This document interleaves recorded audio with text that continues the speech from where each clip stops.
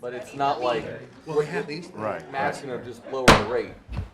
Seats around the table. I'd like to call the October 30th, 2019 Piqua City School Board of Education meeting to order. Mr. Hiddle, please call the roll. Mr. Patrizio. Here. Mr. Ford. Here. Mrs. McMacken. Here. Mr. Bostic. Here. Mr. Height. Here. Please stand and join me in the pledge. I pledge allegiance to the flag of the United States of America and to the republic for which it stands, one nation under God, indivisible, with liberty and justice for all.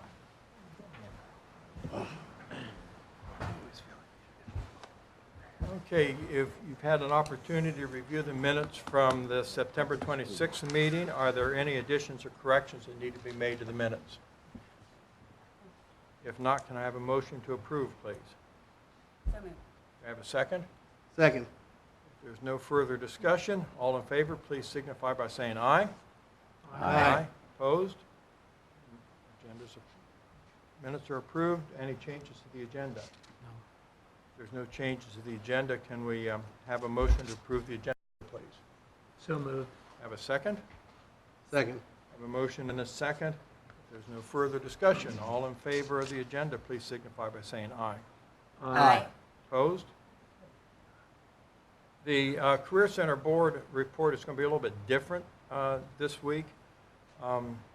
Elizabeth Hicks, who is a Piqua graduate and also a Career Center graduate, last year was one of the students that went on the German exchange program and toured the industrial sites in Germany, and she enjoyed it. So this year she had the opportunity to return to Germany as an intern for the whole year, and she's gotten to stay with her same host family.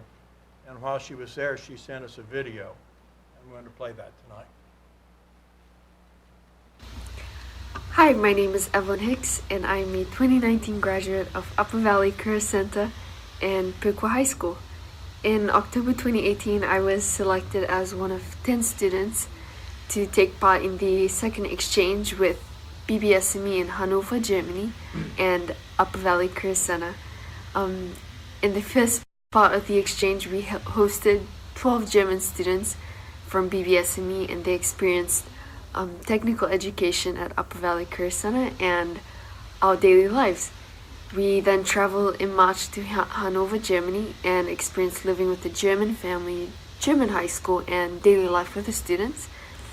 My experience in this exchange is something that I will never forget. I was able to experience firsthand the German culture, the people, and build a relationship with the family that I stayed with, that I am now staying with for the remainder of my year here in Germany. It was very interesting to see the similarities and differences between both cultures from the students, and to actually go there and experience it was quite incredible. Some of my host brother Tom's highlights from his time with my family in America was the infrastructure and how vast the big cities like Chicago and Columbus are, and how everything is much bigger in the US. The differences between our schools, such as the equipment that we used in the classrooms, our classes, sports, etc. My favorite highlights from the exchange were sightseeing in Hanover and Hamburg, the Volkswagen factory, and overall being in Germany. Every day we had different activities and tours planned for us, like sightseeing, seeing old German architecture, and traveling to other small towns within the area and just exploring. While hosting the students, I applied for the Congress Bundestag Vocational Youth Exchange Program. This scholarship program sends 25 graduating high school seniors with vocational interests the opportunity to spend their 13th year abroad, living with a German host family, participating in a school or training program, and gaining work experience through internships with German companies that is in the area. while there in Hanover, I was announced as one of the 25 recipients for the program representing Ohio in the US and on this program. The program started at the end of June, where we lived in Bonn, Germany for 2 months and attended a language school to learn German. It was very challenging, but I learned so much just by immersing myself in the culture and learning the norms of everyday life in Germany. Now I'm living in Brillingen in the north part of Germany, and with the same family that I stayed with in March, I'll stay with for 10 months and till the end of my year in Germany. Currently I go to BBS&E with Tom, my host brother, where he studies electronics, and then I plan to get an internship by the end of the year or early next year. I returned to the US in June 2020, where I will finish my associate's degree in mechanical design at Edison State Community College, and then I plan to pursue a bachelor's degree. Having lived in the US for 5 years now, my sisters and I were working towards getting our citizenship around the same time that the exchange happened. We became citizens in March this year, and I received my American passport just 3 days before we were due to leave for Hanover. The whole process was not easy, but after all of that hard work, the rewarding part was being able to travel with the group and now being able to represent my new home on this exchange. I have to say my takeaway from both experiences has been life-changing.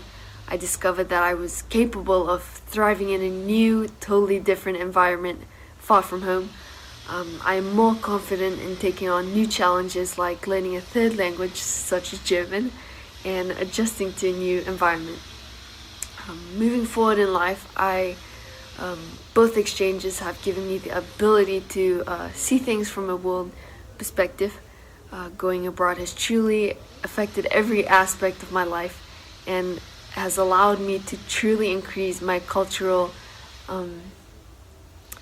awareness on a totally different level. Without these wonderful experiences, I couldn't understand the importance of surrounding yourself with different perspectives, different people, and the essence of adapting, and how to be just learning to be around people from different cultures. Studying abroad has taught me how to appreciate the little things that make a culture unique, either dress, food, traditions, or even ideas. I never thought that this opportunity would change the way that I view the world or even present myself. I am so thankful to have been given this opportunity, and thank you, Mr. Trapp, for making this possible. And please continue to do what you do. Thank you. I wanted to share that, and you got to hear a dog bark in German. This year, we have already hosted the German students have been to the Career Center already, and we are sending another group to Germany this spring. So that's one of the good things going on at the Career Center. I wanted to share that tonight. And I have nothing on hearing to the public on the agenda item, so Mr. Hiddle, you're up.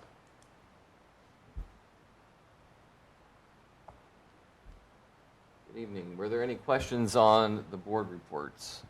This was the first quarter of the fiscal year, and everything was below 25%, except for our supplies and our capital improvement account.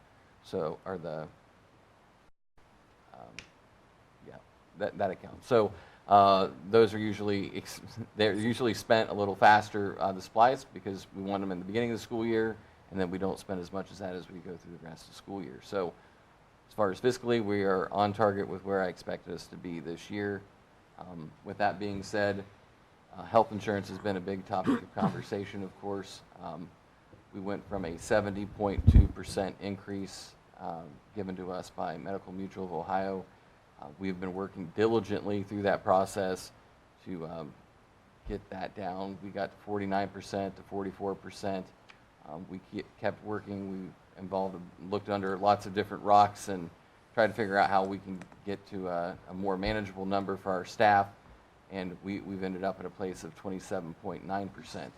So that's where we're at as far as the increase is concerned.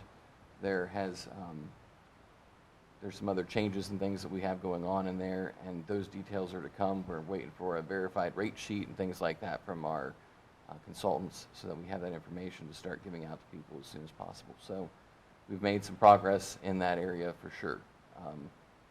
It's a big drop from where we were. It's not great, but it's in line with what's happening in other districts, so that's the good news. What's that make the premium a month, you know? So in a generic term, I would say that it's going to increase $100 per family and $50 per individual single person per month. That's where we ended up with. So Much better than where it was. it is, and the reason why that's possible is because we have a strong commitment from our employees to look at other healthcare options that they have available to them through a program called EMS. Doing that freed up potentially, again, if people continue to do what they're supposed to do, $1.2 million that the board then has contributed back to the program to be able to sustain those rates that we're discussing. Otherwise, we wouldn't be able to do that.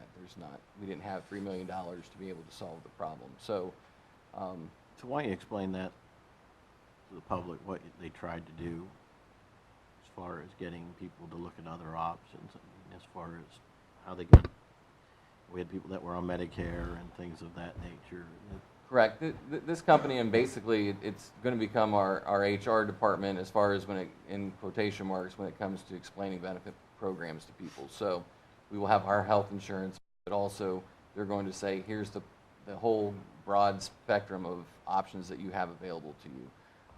So if it is Medicare eligible, if you got a spousal plan, if you've got certain financial situations, or it just depends. It varies from family to family. It's amazing how many different nuances could happen to where you wouldn't think you would qualify for a plan, but you can potentially qualify for those plans. And one of the things that Ralph, who runs EMS, says is that you're already paying for these other plans, so you should use them if you can have access to them. So instead of paying for something twice that you've already paid for, why would you do that? So that's sort of that in a nutshell. The idea is that if you have an option, we're going to help our employees take those options, and basically it ends up being a no expense to them. Usually they could end up actually benefiting from going to a different plan. If you think about it, and in fact, giving you an example, it's if I took my spouse's plan and it cost, if we paid for the premiums for her plan and her deductible, and it was going to cost the district $12,000, it's a lot less than spending $26,000 on the plan that I was just on, for example. So the district saves that money, and that we're using that to help fund the premiums that we're discussing rolling out to the rest of the staff. So I end up with a free plan in quotation marks, and has a $3,000 deductible, so it's not free. But in essence, you're not paying premiums, and you're still getting getting the benefits that our employees would have, but you're actually then saving the district money that we can use to help the rest of our staff through this process. So is Med Mutual going to maintain or be the insurer, or So- are they switching to Anthem or another company? So Med Mutual is the choice at this moment. I don't think that Anthem's going to come back with anything better.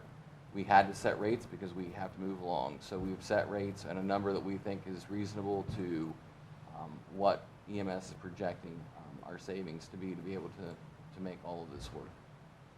So likelihood is we're like 99% sure that it's going to be medical mutual, but again, that is yet to be seen. But we've set those rates, and the district will be self-insured. And so at that point, that's when we have to set the rates early, because we've got to roll this out with American Fidelity, and we've got to get that stuff loaded so people can sign off on their 125 plans. We've started the process of updating our 125 plan. We've got to get an HRA agreement in place. So there's a lot of pieces that are involved in this to make it all come together and work. So that's the process. Kelly and Andy have been in on all the meetings. I don't know if they have anything they want to interject. They've been there through that process, and Dwayne has been there, and lots of people in the room actually have been in those meetings. The only thing it's been quite a process, and all the numbers make my head hurt. But one of the things that impressed me was how responsive our staff was to the issues that we had. You know, they were very aware that, hey, we've got a problem, and how can we solve it? So, you know, I think to our staff, they deserve a great thanks for the work they've done to help us get where we are. So just, you know, from our standpoint, I want to thank the staff for the work they've done.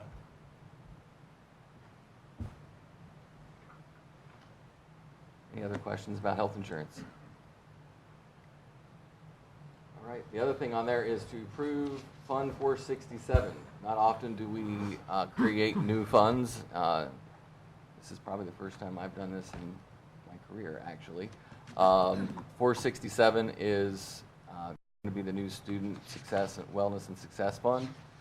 It's money that's set aside for 2 fiscal years from the state of Ohio.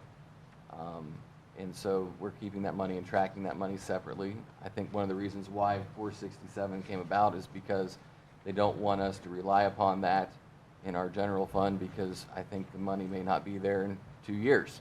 So we're going to work through that process, put a plan together, and start spending that money. We didn't have authority to spend any of it until October 17th, after the bill had been signed for 90 days. So now we're into that part where we can put it on our books and start that process. So in the month of November, you'll actually get my 5-year forecast, as well as the updated certificate of revenue and a new budget, with including 467.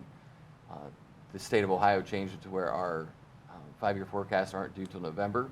I plan on keeping them in October normally. However, due to the health insurance situation, it was not prudent for me to put a 5-year forecast together in the month of October until we actually knew what was going to happen with health insurance. So we'll do that in November, and then my hope is to continue to keep doing them in October, but we do have the option to do them in November if we need to. Hey, are there any other questions for Mr. Hiddle?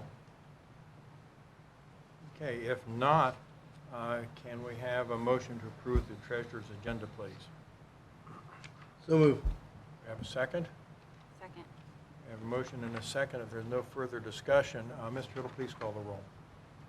Mr. Ford, Aye. Mrs. McMacken, Aye. Mr. Patrizio, Aye. Mr. Bostic, Aye. Mr. Height. Aye. Motion carries. Superintendent's report? Thank you. This month, we will feature Piqua Central Intermediate School with a student achievement.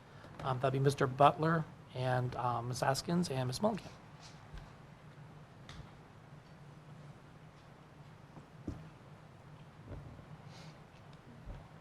All right, thank you for giving us the opportunity tonight to talk about kind of what our students will be experiencing in the classroom. We thought it'd be a good idea to show the board and to show the public kind of what classroom would be like as we work to increase literacy here at Piqua Central Intermediate in the classroom. So our plan has 4 parts. The first one is place a focus on literacy and all the content on core areas to create a team approach. So many times you see scores out there, reading scores and literacy scores, and right away eyes and all the attention goes to what's going on in the ELA class. And yes, our ELA teachers, our language arts reading teachers do have a part in that, but we thought that we need to create a team approach, because we have time in 4th grade in social studies, science, math, and ELA, that if we all kind of joined together and we all took a little part of literacy, that we can grow our literacy and grow our students even a little bit more faster than if we just focus on literacy in our language arts classrooms. So this year we started out by encouraging our teachers to develop some professional goals to incorporate literacy. Our gym teachers, our music teachers, our science teachers, all our teachers, we really encourage them to set a goal to incorporate more literacy into their instruction. And where the gains that we're starting to see and kind of that team approach, that's a credit, one, to our teachers, and they've really bought into it. We're going to show some examples of things you'll see in gym, in science, that they are bought in and they are focusing on literacy. And also, Megan and Lindsay have done a great job of running their TBTs and getting that rolling as well, just to provide an entire approach to increasing literacy in Piqua Central. Our third step is deliver intentional instruction in ELA class aimed at supporting the individual needs. And those include the phonemic awareness, phonics instruction, vocabulary, fluency, comprehension, and writing. And we're also on the same page with Spring Creek and Washington about kind of what class looks like. We call it the workshop model. And so we're all kind of joining together K-6 to develop this plan to make sure that we're sending kids to the junior high as prepared as possible in literacy. And our last part of our plan includes just totally surrounding students with literacy. Some district, the bookmobiles, incorporating parents, and also incorporating into our success-bound plan as well, is giving some parents some concrete examples of what their children should be reading at the end of their grades. The workshop model it was originated, and we're using Lucy Calkins' model in ELA, but the workshop model just includes a great research-based practice for giving instruction to students. And what that includes in all content areas is dividing them into some small groups so students can be supported and challenged based on their individual needs. And not only just giving a generic education, generic instruction to everybody, but really focusing on knowing what the needs are of our students in literacy, and then setting time away in class and providing that in a small group instruction, while at the same time, we do have different levels of readers in our class, but at the same point in time, still providing that grade level instruction as well. So I wanted to kind of paint a picture to what that workshop model looks like. It starts out as kids come in, the teacher will provide whole group instruction. They'll talk about their measurable learning objective for the day, and that is that grade level standard. They'll usually spend about 15 to 20 minutes on what they call a mini lesson, once again giving all kids that grade level instruction. But then the next part of their class, and our periods right now are 70 minutes, ELA, science, social studies, and math. And so within that 70 minute, after that first 20, we'll provide some small group intervention. And these groups, and this is what we're really working with our teachers, is these groups are based on skills. And having an operation in the classroom where a teacher, if they have a class of 20, 22, where they're separated into groups, a group can be working on one activity, another activity, and then the teacher can sit down with a small group of 6 to 8 and really pinpoint where that struggle is, and then work to increase them to get them to that grade level standard. Also, on the other end of it is creating a moment that our higher readers also supporting them as well. So maybe that small group that teacher pulls, they're really challenging those higher level readers to have more depth of knowledge in their answers when responding to comprehension questions. And one thing that we're working toward, and like I said, our teachers, science, math, social studies, and our ELA have really focused on was incorporating that literacy component into one of their small groups, whether that's fluency, practicing how fast we can read, whether that's comprehension, whether that's vocabulary. And then bringing everybody back on back to whole group, and then reflecting on the progress made to the learning objective. And kind of just that process and that framework of providing that great instruction to all our students in all subject areas. So you kind of see literacy, we set a goal of incorporating literacy across all content areas, not just in ELA. And so we want to show you a couple pictures of what's going on. So gym class, we've worked with our gym teachers to kind of incorporate literacy as well. Do they have a reading passage? And kind of it's just not your generic, let's go play dodgeball every day. Taking that 5 to 10 minutes of incorporating some of those literacy components even into gym class.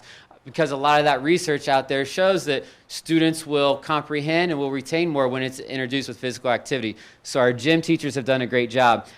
Also, one of our encores or formerly known as specials, is book club. And today, I even watched one of our teachers, even though this is our librarian or our media specialist, they're talking about, hey, how do you read for a meeting? You know, what does it mean to be fluent? How fast are you reading? So they've really helped us a lot. So not only are we now getting 70 minutes in all our content areas, but we're getting an additional 30 every day, you know, from our specials, also helping us out with literacy. Just some more examples of reading in science, trying to pull meaning. So if you take a look at this picture right here, this is a science class. It's kind of hard to see, but you can see 4 desks put together. That's part of that small group. So maybe these students are really working on their comprehension, and they can do it independently as a small group, while the teacher may be pulling a group of 6 to 8 at a different part of the room, providing some individualized instruction. We took this picture in our science class today. You can see their objective is they will describe how the Dust Bowl impacted the soil and people at that time. And they include an agenda. And you can see number 2 is Dust Bowl reading. Really focusing on why is literacy important in science. And then concepts, maps as well. That's a literacy component. And the last picture is what they were actually reading in science class. Math. Really incorporating literacy in math. When talking about our teachers and how to improve scores in math, one of the things we've come across, and Megan, Lindsay, and I talked about it before the meeting, is just some of that vocabulary. What does it mean to analyze in math? What does it mean to synthesize in math?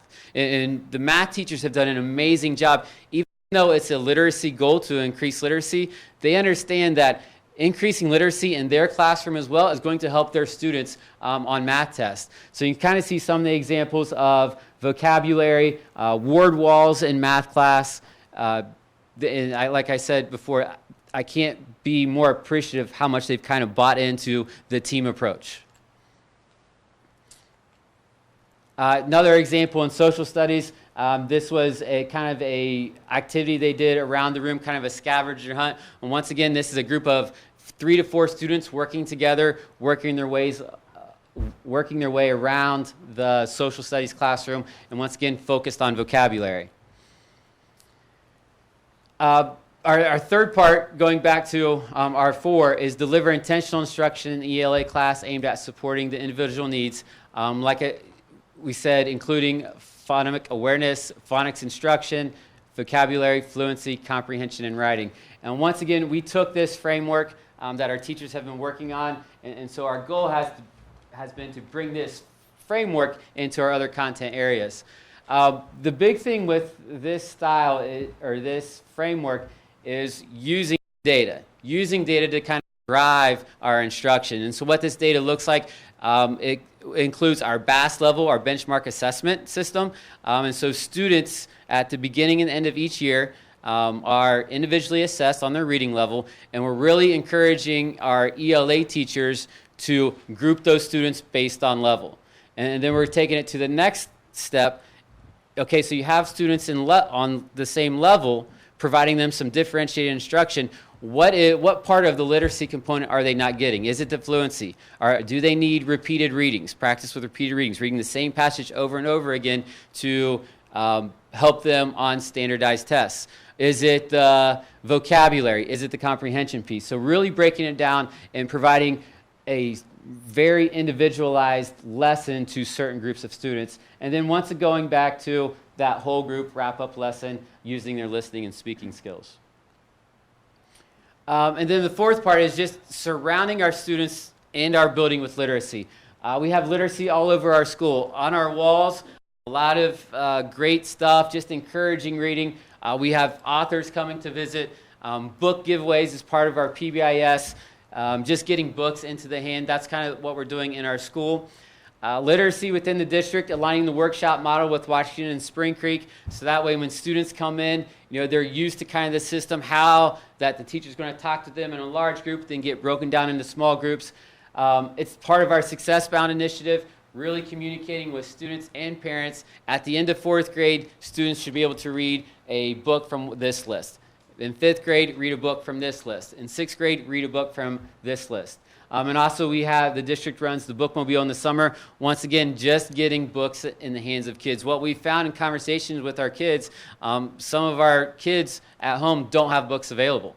And we've scavenged and we've taken donations, and you put a book that, if someone was throwing away and put it in front of our kids, they're grabbing it up. And it's like their prized possession. They really are buying in and want books in their hands, so we're just trying to get books in as many hands of kids as possible.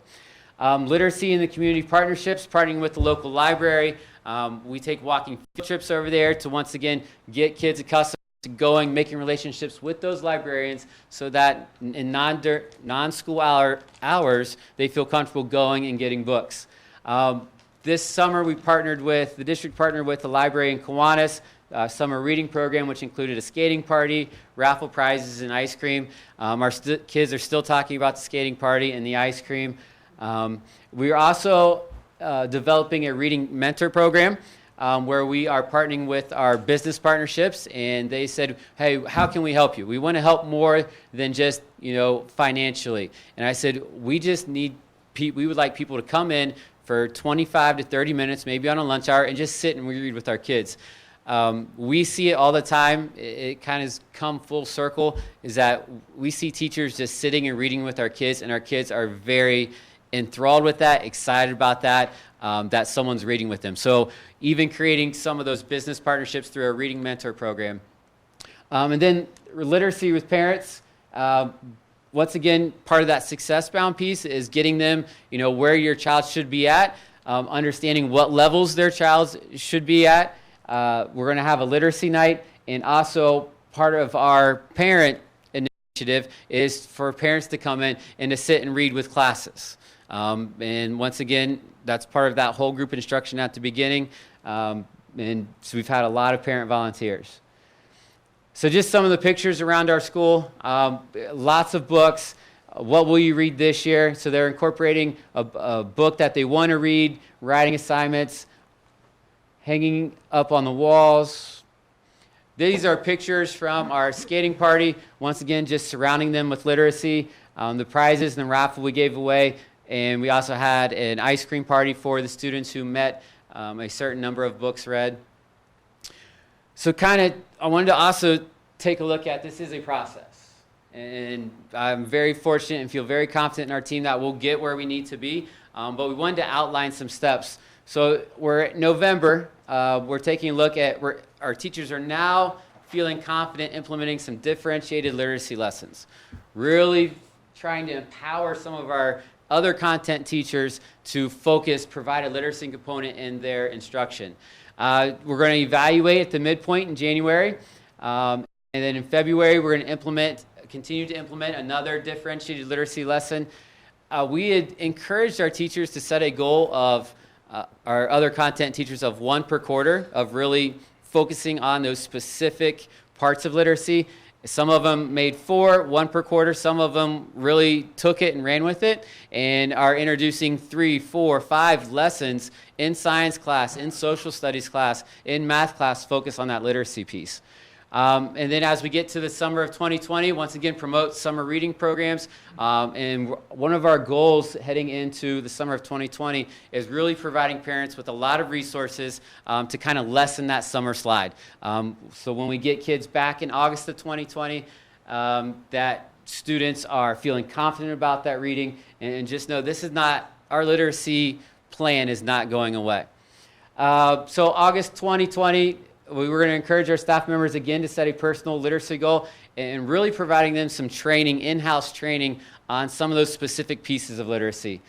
One of the big things next September, and we've started it, but we're really going to push it next September, is communicate student reading profiles. What we want to do for each of our 800 plus students is develop a reading profile.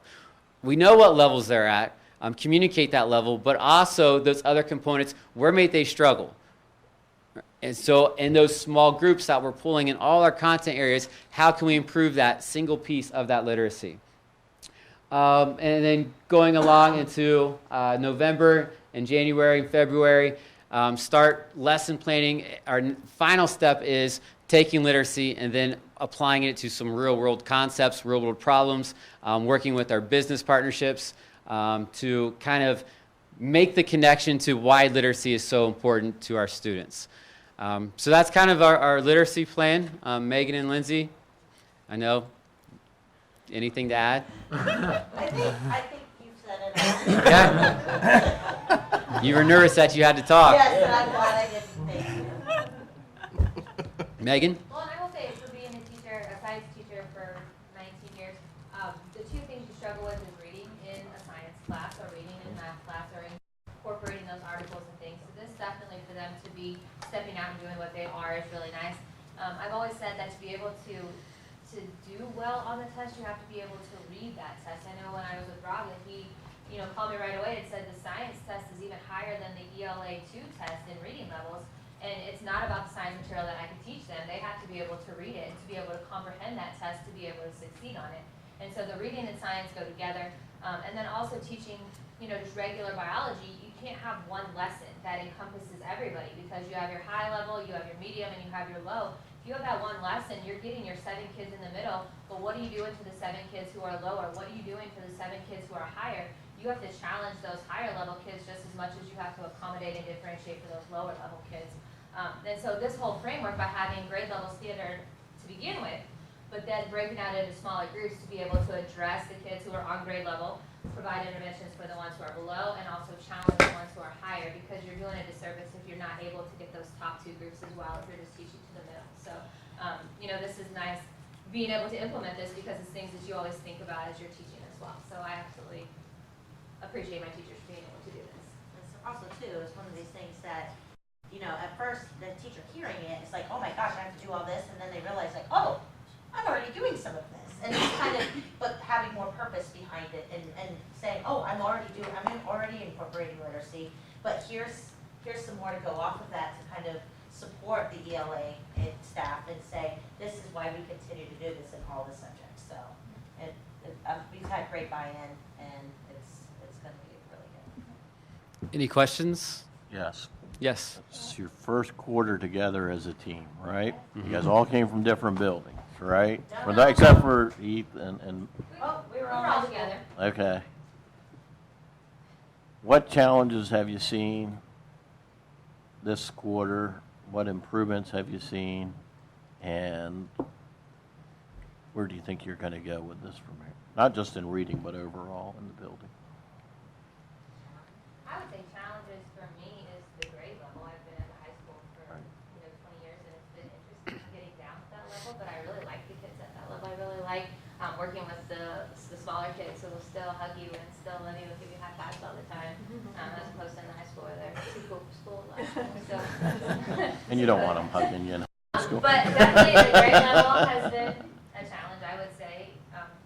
And I'll say the mental health piece has really been a challenge as we've learned to tackle it, me as lead and as assistants, and really empowering our teachers to take the time early and often in the year to make connections with kids, to make those relationships, so that when we do get to this point of providing some very, hopefully, high quality instruction, that those kids are buying into it and not really just throwing a lot of instruction at them early, but really taking the time to buy in to the kid in order for it to be reciprocal and for the kid to pay it back as we get into some good instruction. So really empowering our teachers to stop and focus on making those relationships and that mental health piece, because teachers are driven, they want to get to the content, they want to get to the grade level standards, and yes, they do, but we can't forget that unless the students know how much we care about them, they're really not going to care about our instruction as we go throughout the year. So I think that's been a big challenge, and I feel good that we've overcome that.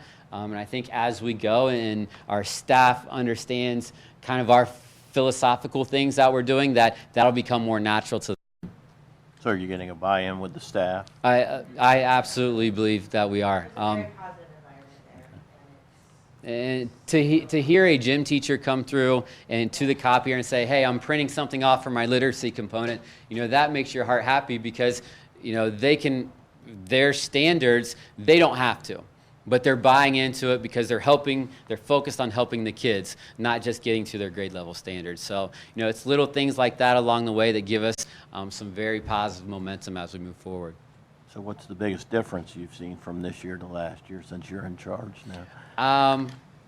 I would say the biggest difference, there's just really a team feel.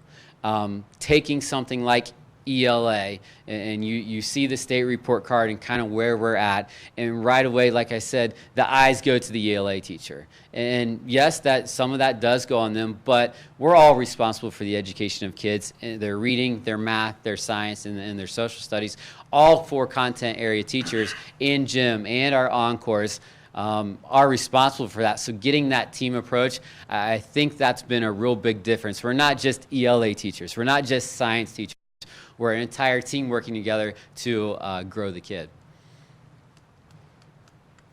My largest challenge is getting up 3 stories without, like a lot of breath. So, but I'm conquering that. I think you guys are doing a good job starting off. So. Thank you. All right. Thank you. Thank you very much. If you ever want to go see any of that in action, just let me know. We can schedule time and we can go see some great things happening. Want to announce that our compliance officers this year have been chosen. Tony Lyons is one of those. Melinda Glazer is the other. They're there to make sure we're following board policy. So anytime a staff member or a community member thinks something might be out of compliance, they would notify either Tony or Melinda, and they would make sure that things were put back in place and organized in a way that it was happening effectively. So it could be something like an IEP or a 504 or just even board policy. So got that announced, and then would like Mr. Messick, if he would come forward. We had our very first Piqua City Manufacturing Day, and this a lot of work went into this, a great partnership with the chamber, and Rob has really taken on a great lead on this. So I'll let him talk about that work and what his students experienced. Well, gosh, I think we probably started talking about what, in September?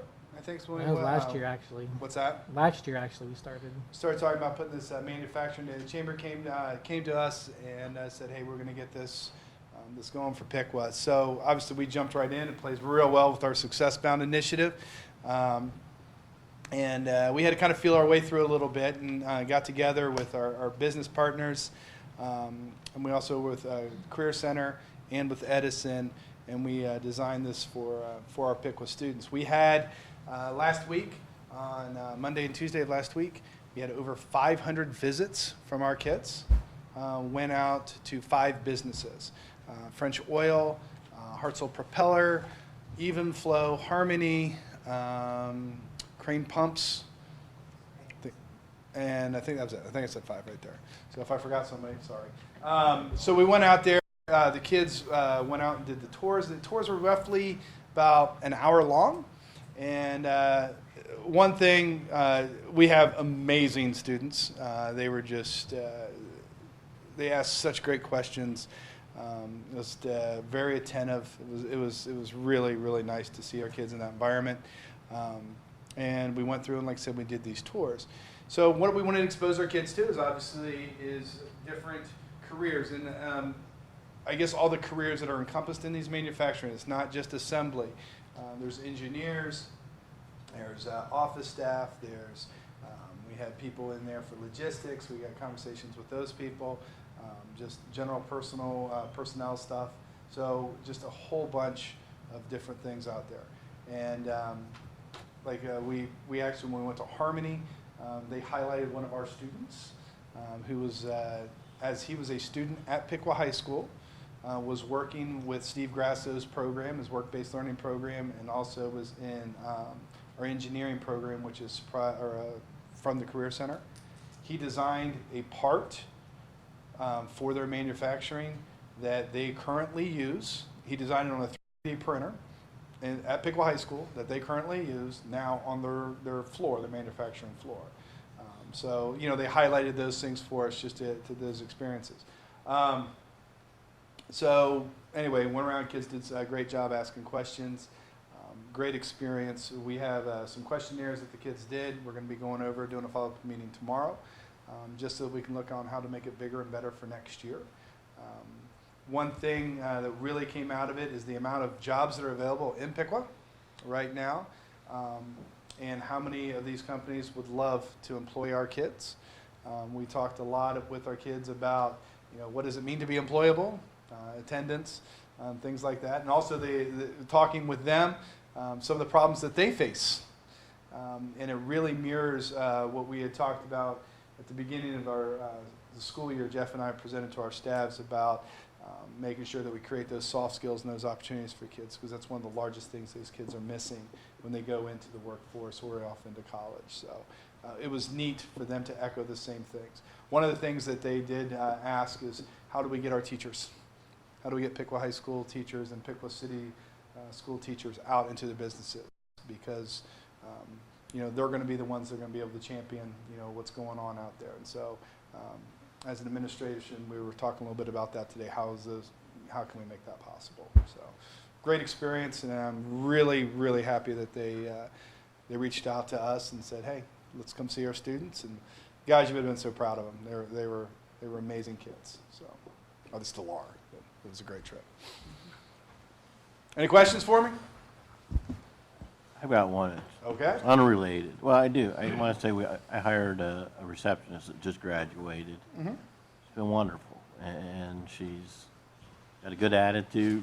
She comes to work every day, and she's smart, and that's all I care. And if that can be, and she's learning, and she's going to take time to learn, and I think more of the students need to learn, realize that at the high school.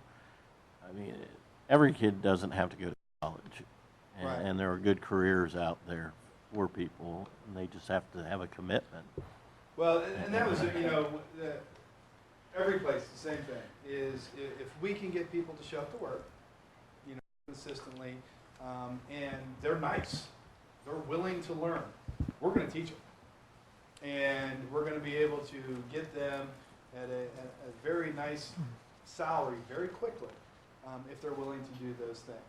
And I know, like Evenflow was said, I asked them, so how many jobs, are you, I want to hire 25 people right now, 25 people. And crane pumps, I need 3 assemblies, I need 3 machinists, I need a person, a graphic designer, and right here in our hometown, that our kids had no idea, all right, that those jobs are available to them, and they are good jobs, very well paying jobs.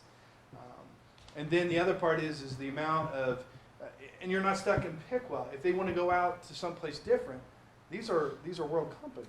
They're global companies, and some of the jobs they're advertising. Yeah, we need somebody. We need a graphic design person in Ontario, and stuff like that. So it was neat, and that was the message. Go out there.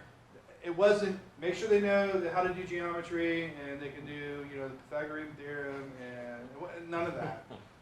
It was, can these kids talk? Can they talk to each other? Can they problem solve? And can they show up? All right, they show up, because I tell you what, if they can do those things, they are going to be successful. And you know what? People start working here, they stay here for 30 years, 40 years, because they love it so much, and they got great benefits and all this and all that. Just get them to us. So that's what we're trying to do. Trying to get it. Sorry, Colin. Oh, no, I think it's important that kids hear that, because there's a lot of truth to that. The other thing is it's been about a year since we've done the drug testing out in the high school. Have you seen any real change in your opinion of the culture of drugs in the high school or not? Yes. Definitely, as you can start seeing when you start going through, we look at the results and everything like that. Yeah. Conversations have changed with kids. I think one of the biggest things that we talked about when we put that in was give those kids the opportunity to have a good excuse, I guess, to say no. And we're hearing that, where kids are like, yeah, I can't do that because I'm going to get drug tested. So it gave them that little bit of push there about to help them out, I guess, with that. We obviously have seen a decline in from when we first started. Every once in a while, we do get a hit with some different things. But overall, we've definitely seen a decrease. We've had parents opt in just to make sure, just to get that peace of mind. So we have all those things. So it has been very successful. So your recommendation would be to keep it at this point? Absolutely. Thank you. Anything else? Thank you, Mr. Messick. Just a few other things. We got the big Troy game, big rivalry week. Had lots of fun things happen. Our pep rallies tonight at the mall at 8 o'clock because of the weather. So hopefully some of us can get over there and root on our team. Spotlight Bill Neese, who got his 200th win last week, and that was a big moment for him. And our band qualified for a state competition last week as well in the pouring rain. So they're excited about going to Columbus and seeing what happens there. So a lot of good things happening with our students. That's it. Okay, we're going with your superintendent's agenda. For the agenda, I would like to recommend the board to approve the attached list of donations to the Piqua City School District. I'd like to highlight that a couple, these are mostly donations coming into some football program. But we did have a really interesting donation. We had the class of 1979 that did their class reunion this year. They like to do something special in the community or for the community every time they come back. This year they did the Rolling Up Back, Paying It Forward concert with Fawn Kaiser, who was from that class. He's played with everybody from Willie Nelson to a wide variety of people in his years since graduation. But they were able to raise over $5,000. And through working back and forth between the two programs, their committee decided they'd like to put that toward the band. So they donated that to the band. They needed some raincoats that they have had in place for, I forget how long we thought, like 25 years or something like that. It's over 25 years. Yeah. They don't work at all. They smell horribly. They look terrible. So that's what we're earmarking that money for, is to get them some band coats. So really appreciate them taking on that initiative and doing that for our students. I would like to recommend the board approve the attached request for overnight field trip to Piqua Central Intermediate School outdoor education at Glen Helen for the 1920 school year. That'll happen in March. They do that every year. The fifth grade goes to that camp, and it's a great experience. It's linked very heavily to science, but incorporates lots of content. So that's it. Okay, do we have a motion to approve the superintendent's agenda, please? So moved. Do we have a second? Second. A motion and a second. All in favor, please signify by saying aye. Aye. Opposed? Okay. Mr. Lyons. Good evening. As you can see, there are a lot of numbers on the personnel agenda. Many of them are FMLA leaves, but I want to point out specifically the retirement of Rick Jones, who's been a long-time custodial maintenance working at Washington School, and we really appreciate his time and energy and effort. If you get a chance, stop out and see him before he walks away from the job. So one of the most fun things to watch about Rick is his interaction with the kiddos at lunchtime. So he really seems to enjoy that part of it. So I'd like to recognize Melody Voisinette for her time and energy that she's given to the food service department and her retirement from Piqua City Schools. And then just for clarity, Megan Askins, very similar to what we did with Sarah Devers, she has to resign as the Dean of Students. She's completed all of her requirements. Congratulations. And then you'll be asked to approve her in this specifically as the assistant principal at Piqua Central Intermediate School. So Sarah Watson. Sarah Watson, yep. Not Sarah Devers. She wouldn't like that. I had her on my mind because I talked to her today. So, and finally, volunteers, as always, if you're coming in to help in a classroom, something like that, stop in. We'll use the Raptor system. You simply need an ID. If you're coming in to serve and leaving the building to supervise kids, working with teachers, we're going to have you come in and get fingerprinted and get board approved. Any questions for the personnel agenda? Okay, if there's no other questions, do we have a motion to approve the personnel agenda? So moved. Do we have a second? A motion and a second. If there's no further discussion, please signify by your approval by saying aye. Aye. Opposed? Motion carries. Thank you, Mr. Lyons. Old business. We have the board policy updates. Anything you want to add to those? Nope. They're all the same, and same as what I presented last time, so this is just the second read. Okay, we have one more reading on the, okay? They vote tonight. You want to vote tonight? Yeah, Yep. okay. All right. Do we have a motion to approve those policy updates? So moved. Have a second? Okay, we have a motion and a second. If there's no further discussion, please signify your approval by saying aye. Aye. Opposed? Okay, those go into effect now. Thank you. New business. With the resignation of JoJo in February, I think we will be needing to replace her position. So we would like to start that process, get somebody in place to start working through that transition. So we always try to put together our greatest profile in terms of what was going really great in the position, what might be missing in the position. We look at other samples, talk to other districts about what they're doing, and really update it. So this was our chance to do that. So we have a new job description for that position, and we're just going to ask your approval for that so that we can use that as our profile to go out and interview some job candidates. Are there any questions about the new job description? Just an aside, as we get things like this happening in positions, we'll update each one of those job descriptions with board approval for each one that comes up. That's a change. Okay, if there's no other questions, we need to approve that. Do we have a motion to approve? So moved. Have a second? Second.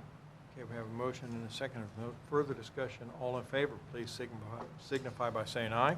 Aye. Opposed? I don't oppose. I just had a quick question on that. Are the people that want to apply for that, are they going to take a civil service test or No, exam? they won't. It's going to be a salary position. Okay, very good. And we'll note that when we post it. There'll also be a salary schedule that you have to approve probably at the November board meeting. Okay, going on. You want to talk about the properties? Sure. We had a successful auction. On the same day that our district auction occurred, we went ahead and auctioned off 3 of the small lots that are to the east of the old Favorite Hill property. Those lots have been purchased as far as we've received a check for them. This is just your approval to say that you are willing to sell the properties. They were all sold at market value, and that's what we needed to be able to sell them without listing them with the realtor, kind of a process. So all that has worked out. So this is just affirming that you agree to sell them, that Andy and I are allowed to sign off on the quit deeds, and that all that's kosher. So that's the first one. The second should be item number 2 under new business. And the third item is allowing us to sell the 950 South Street Old Favorite Hill property. So again, this is following the same thing that we did with the 3 properties. This is the same language. It's just allowing us to sell the larger 7.45 acre lot. And then we'll have an auction on that 30 days from your approval. We need to approve those separately. Yes. Okay. For the first one on the sale for the Favorite Hill property, we have a motion to approve that sale. So moved. Do we have a second? Second. Are there any other questions on that? If not, Mr. Hill, call the roll on this, please. Mrs. McMacken. Aye. Mr. Bostic. Aye. Mr. Ford. Aye. Mr. Patrizio. Aye. Mr. Height. Aye. Okay, motion carries. And also on the third item on the disposal of the real property, do we have a motion to approve that? So moved. Do we have a second? Second. Okay, we have a motion and a second. Any other questions? If not, Mr. Hill, please call the roll. Mr. Bostic. Aye. Mr. Ford. Aye. Mr. Patrizio. Aye. Mrs. McMacken. Mr. Height. Aye. Motion carries. And I have nothing on hearing of the public for non-agenda items. Before we adjourn, remind people our next meeting, November 10th, we will have a work session at the school board conference at Drury Inn in Columbus. That'll be at noon. And our next regular meeting will be November 21st back here at 6 p.m. And so do we have a motion to adjourn? So moved. Do we have a second? All in favor, please signify by saying aye. Aye. Aye. Motion carries. We are adjourned. Thank you.